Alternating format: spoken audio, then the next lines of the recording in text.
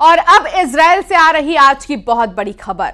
Israel ने air strike में Hezbollah के कसाब को मार गिराया है। हिजबुल्लाह के इस कमांडर की तलाश इजराइल सालों से कर रहा था और जैसे ही हिजबुल्लाह का कमांडर इजराइल के रडार की रेंज में आया, इजराइल ने उसे मार गिराया। लेकिन उसके बाद जो हुआ, उसने इजराइल के आयरन डोम की पोल खोल गई। अपने कमांडर पर हमले और सैन्य ठिकाने के तबाह होने के बाद हिजबुल्लाह ने इतने रॉकेट इजराइल पर बरसाए कि जिससे इजराइल में कई जगह पर आग लग गई।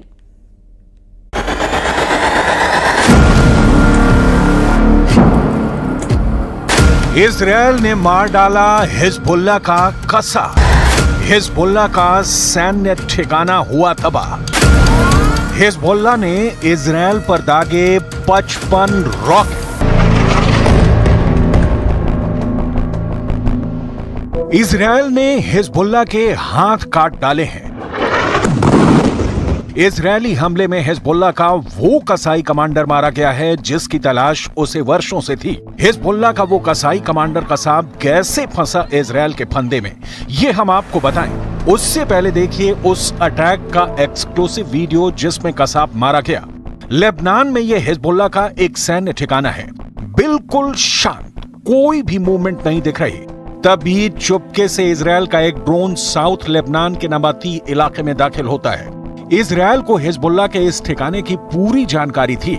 इजराइल के पास यह भी जानकारी थी कि हिजबुल्लाह का यह सैन्य ठिकाना है और हिजबुल्लाह इसे हथियार डिपो के रूप में इस्तेमाल कर रहा था।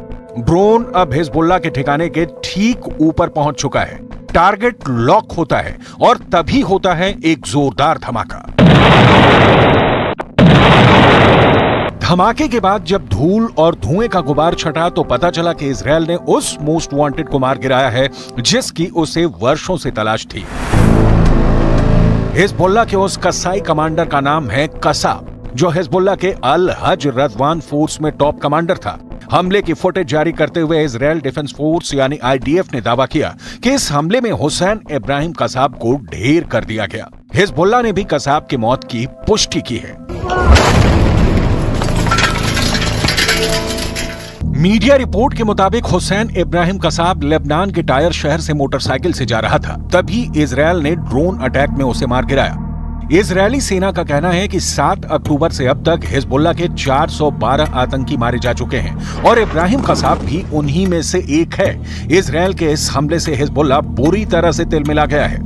अब इजरायली हमले के बाद हुए उस जगह की तस्वीर देखिए, सब कुछ तबाह हो चुका है। ईंट दर ईंट ढह चुका है हिजबुल्लाह का अड्डा। इमारत का कोई हिस्सा नहीं बचा जो सही सलामत हो। सामान ले जाने वाले इस ट्रक की हालत देखिए, ये भी बिल्डिंग के मलबे में दब चुका है। हमले के बाद लेबनानी मीडिया ने कहा कि इजरायली हमले में 10 की मौत हुई, 2 बच्चे भी मृतकों में शामिल थे।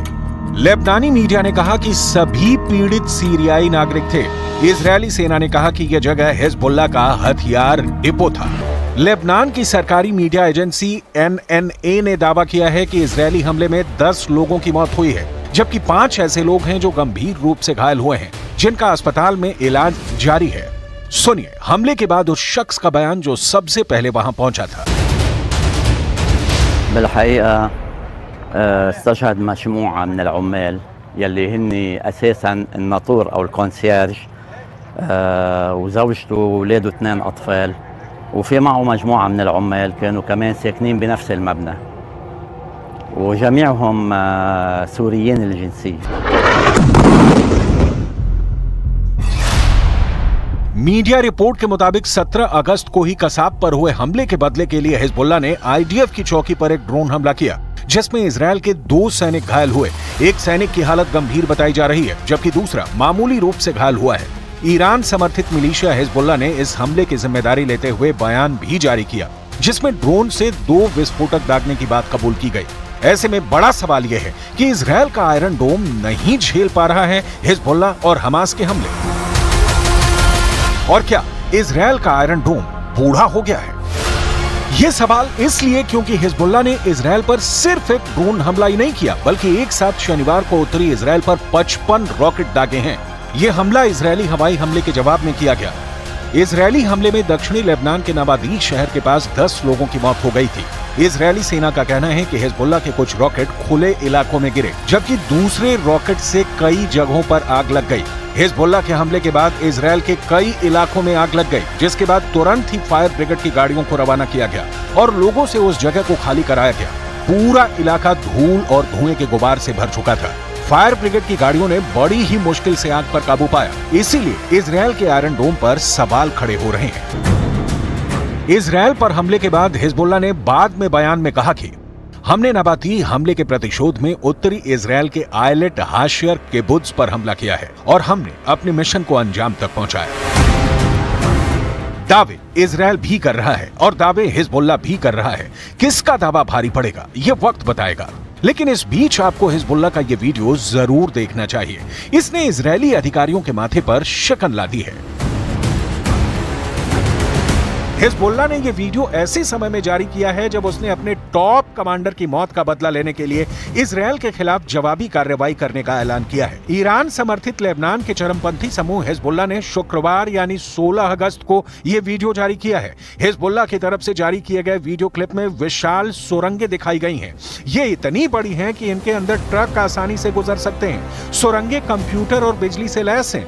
इनमें मिसाइल से लदे ट्रकों को एक के बाद एक चलते हुए देखा जा सकता है। हिजबुल्लाह ने जो वीडियो जारी किया है उसकी शुरुआत एक बड़ी सुरंग से होती है जिसमें बाइक सवार हिजबुल्लाह लड़ाके आते हैं। इसके बाद वीडियो आगे बढ़ता है जिसमें बाइक सवार आगे चलते हैं और उनके पीछे मिसाइल लॉन्चर से लैस ट्रक बढ़ते हैं। पूरी सुरंग में लाइटें लगी हुई हैं, एक के बाद एक ट्रक गुजरते हैं। इस दौरान मुख्य सुरंग से जुड़ी कई दूसरी सुरंगें दिखाई देती हैं। ट्रक एक जगह रुकता है, वो जमीन के ऊपर खुलती है। यहाँ लॉन्चर तैयार होकर जमीन के बाहर की ओर निकलते हैं। हिजबुल्लाह के इस सुरंग वीडियो को देखिए जिसमें सैकड़ों घातक मिसाइलें, रॉकेट और लड़ाके मौजूद हैं।